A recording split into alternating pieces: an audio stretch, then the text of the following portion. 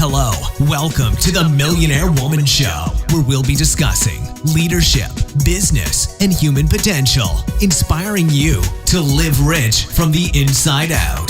Unlock your creativity, stretch out of your comfort zone, break through your barriers, take inspired action, and achieve epic results. Now, here's your host, two-time best-selling author, speaker, and certified executive coach, Debra Kasowski.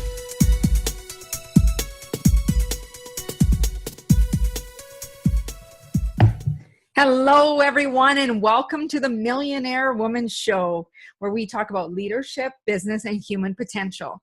I am so excited as this podcast today is totally unscripted. I just want to have a conversation with you all about finding your ideal client. And you might say to yourself, well, I have a few of those. And what I want to just embrace right now is, do you remember those Tupperware toys? And if you're watching the YouTube video, you'll see that I have one of those Tupperware toys where you used to put the shapes in, or there's similar toys out there where you'd put the shape in the hole and it would pop through. It would be really exciting. So I want you to think of the customer as that shape. You're wanting to align with people who have similar core values. They believe in what you believe in. Those are the pieces, those are the people that go in easily. They pop in that space easily. There's no resistance. You can work with them. It's a joy to work with them. That's your ideal client. And I just want you to think about who are those clients for you? What is so special about them? Just think about that. The other thing is, then you have the other people that are the prospects or current clients that you are working so hard to impress, to get interested in your product or service, and you are just pushing them, trying to make them fit, seeing how that they can fit into working with you. And you'll notice that the pieces don't fit when it's not the right fit. You can struggle, you'll face resistance, there'll be barriers. And it's not a joy to work with. And even if you do secure that client, what you're going to end up finding out is that you're going to be spending a lot more time and energy trying to satisfy and please that client.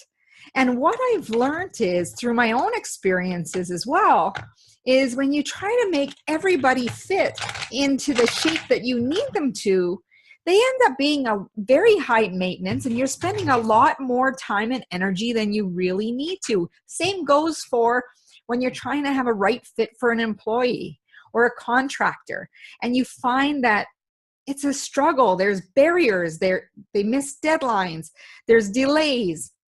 They're not invested in your vision. So these are the people that you want to really be clear on who is your ideal client. And when you think about who your ideal client is, who are they really? And how old are they? What's their demographic? What do they do for hobbies? What do they do for fun? And really think about, where do these people hang out? Are they married? Do they have kids? Do they participate in sports? Where would you find them? And I want you to take time, and I know if you're listening to this and driving or you're at the gym, you might not have paper. I don't want you to get in a traffic accident, of course. But what I do want is, when you get a chance, to really sit down and write out who that ideal client is. Are they male or female? If it's an organization that you're targeting, how many people are in that organization? Again, what do they do for hobbies? Are they participating in sports? Where do they go on vacation? Thinking about, do they like coffee shops? Do they like tea? Where do they get their groceries? Like, just thinking, the more clear you can be, and the professions that they're in, associations they belong to, as you start making a list of all of these things and places that they gravitate to, you will have a clear picture of what we call the avatar. And your avatar is that ideal client. And can you have more than one? Absolutely. But you have one main focused one. So I really want you to think about what that client looks like. Can you envision them? Look at your current clients and just write down some of the demographic features of them. Many of my clients are entrepreneurs who are women between the ages of 30 and 45 years old, sometimes up to 55. But I also work with men as well in the entrepreneurial world. I work with individuals who work in leadership. But then what I do is I take it another layer down. Do they belong to any charities? Or what charities do they support? What associations do they belong to?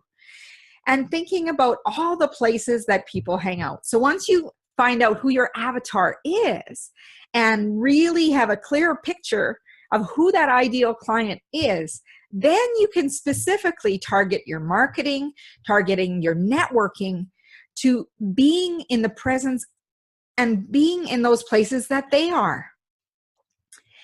And it's very strategic. You need to be intentional when you're finding your ideal clients. Because again, you don't want to work with just anyone, because it's back to putting a square peg in a round hole. It's going to be frustrating. It can be a lot easier than you might be doing already. So one of the things that I'd like you to do is now make a list of associations and charities and different organizations that these individuals may belong to. And maybe you need to start belonging to them as well, or at least attend some of those networking meetings. You can't get business only from sitting behind a computer. You need to build your credibility as well, building that trust and rapport with people, because they need at least 5 to 12 touches before they're willing to do business with you. Because what happens is when they see you once, they're like, I don't know them very well. And unless someone has endorsed you or offered a testimonial that they know, they're going to still be a little bit skeptical about what you have to offer. And then when they start seeing testimonials or they get to converse with you, seeing some of the things that you're doing, they can feel more relatable and be able to know, like, and trust you. They want to know a little bit about you. People just don't hand over their money and say, hi, here's my money, work with me, and I'll see you later. Not usually the case.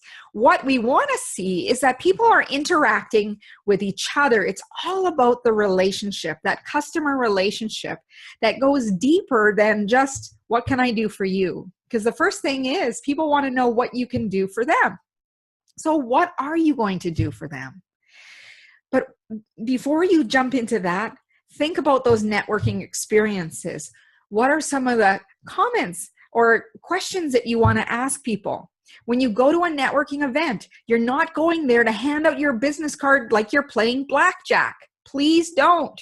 That is the first thing that people are like, oh my gosh, I got to stay away from her or him. Don't do that. That's a big networking no-no. I want you to find 1 to 2 people. Be very intentional about the people that you want to meet when you go to a networking event. It's great to socialize and hang out with people you already know, but you're keeping yourself in your comfort zone. So what I really want you to do is stretch out of that comfort zone, push those barriers, and walk up to individuals that you think that you would like to connect with. Introduce yourself, start with some small talk, ask how they heard about the event, what brings them there? What is the most exciting thing about the event that they've found so far? If you've heard a speaker, what was the most important point? Thinking about those kind of things. Start building those relationships. That know, like, and trust factor is so, so important. Find out if they're a right fit in conversation. Usually when you start conversing with someone, you can start determining what is most important to them, what values they have. And as you continue the conversation, you can have that little inkling in your body that says, yeah, they are the right fit, or steer clear. I think I need to move on. And that's okay. Remember, we're looking for the right fit, not an everyone fits all, because you can't have the one size fits all. Even with coaching, I have a standard way that I coach people, but I also customize the way my coaching program is for the needs of my clients. It's really important because if I use a cookie cutter approach, I may not be serving them into the depth that they need that service. So it really is about working with those individuals, meeting them where they're at, and helping them get to where they want to be. Also, when you're trying to find your ideal client, when you're doing that, what you want to be doing is really getting to know yourself first. It is about, who do I want to work with? And why do I get excited about working with those individuals? So as an example, I love working with driven entrepreneurs or leaders in organizations who are driven to help their people grow. And people who want to grow and driven, they have that intrinsic motivation. They have that fire in their eyes that they want to chase after and actually take actions toward their goals. And they're not afraid to put the money behind what they know that they need to help get to where they want. Not only are you investing in yourself with having a coach, or whether you buy a book or a program, whatever that is for you, you're putting that money on the line. You're putting that trust in someone. You're investing in yourself to help you get to a greater outcome. So when you're finding your ideal client, again, it does start with you knowing, who do you like to work with? Who do you want to work with? And being really clear on, does that avatar match your picture of who you really like to work with? What's going to get you excited to work with those people? Because imagine, I'm just going to use these two shapes as an example. And those of you on audio, just imagine two shapes, or maybe even some magnets. And I want you to see how when energy comes together, that it's almost like fireworks. When I work with my clients, I just find it so fascinating. We come with this big, huge bundle of energy about striving toward helping them get to their goal, that it is often accelerated because they're so focused and determined, and they're on track to where they want to go. So when you're really thinking about finding that ideal client, you want to work with people who don't feel like it's so much work to work with them. And when it comes to marketing, your best form of marketing is when you don't even feel like you're marketing.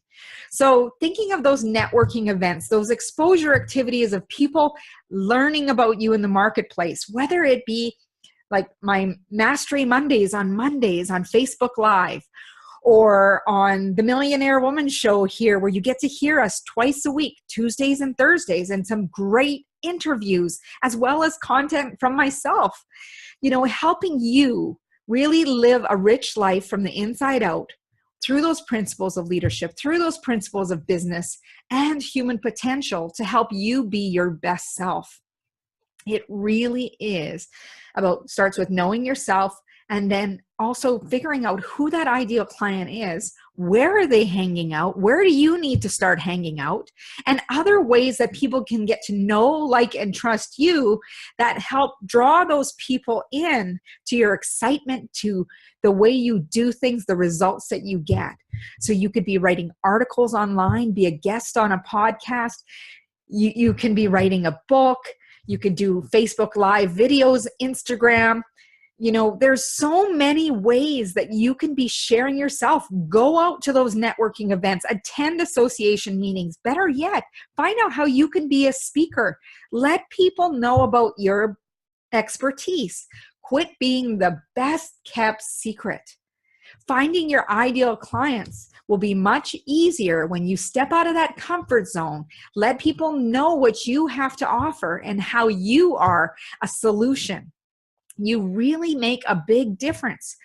And by knowing who that avatar is, knowing yourself, who you want to work with, you can be very focused when you go to networking events, be very strategic and intentional with meeting the right people, that right fit. And it's the right fit for both of you. So you're creating those win-win relationships. And how awesome is that? When you have a pipeline of clients who are going to continuously rave about you, So as they're raving, ask them for a referral. They probably know other people very similar to them who could be in use of your expertise. So really thinking about those ideal clients, really stepping into it, being very intentional with your actions, and watch what happens. Here's the key. You can go to these networking events, you can write articles, you can do the Facebook Lives, you can do all these things. But I want you to focus really on 1 to 2 things, because otherwise you might get overwhelmed. You don't have to be doing everything. Because if you're trying to please everyone, you're going to please no one. And you will end up disappointing yourself. So pick 1 or 2 just to focus on for the next month, for example, for the next 30 days. And I want you to really connect with people on that one-on-one level, getting to know who they are. What do they get jazzed about? What are some of their core values? And do they match with yours?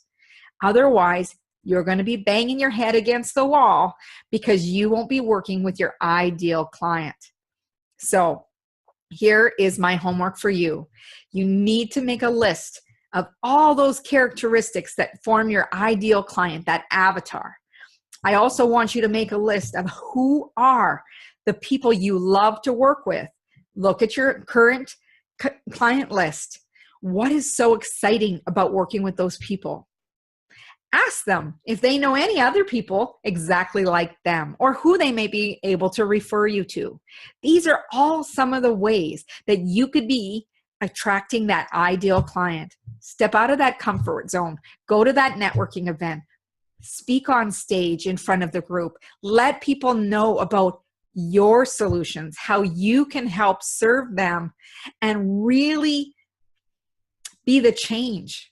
Be the game changer in their lives, in their businesses, in their organizations, because you have what it takes for them to succeed. Thank you for listening and watching the Millionaire Woman Show.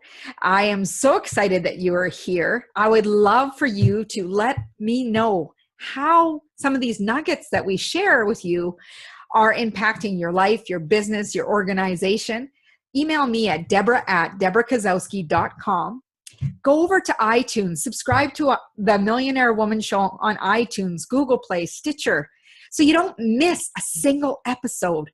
We are content rich, wanting to give you value all the time, because every day I think about how can I serve you even better. So finding your ideal client, subscribe to us. Go on to iTunes, write us a review, give us a 5-star high five, and have a wonderful day. And as Mahatma Gandhi said, be the change you wish to see in the world. And one other thing, go over to my website at www.debrakasowski.com. Sign up for our newsletter so you don't miss a single episode. My gift to you is the 10 surefire ways to boost your productivity and performance. It's an audio and you don't want to miss it. It's going to kickstart your week, and you will get such positive messaging to help inspire you to take action that's going to help get you from where you are to where you want to be.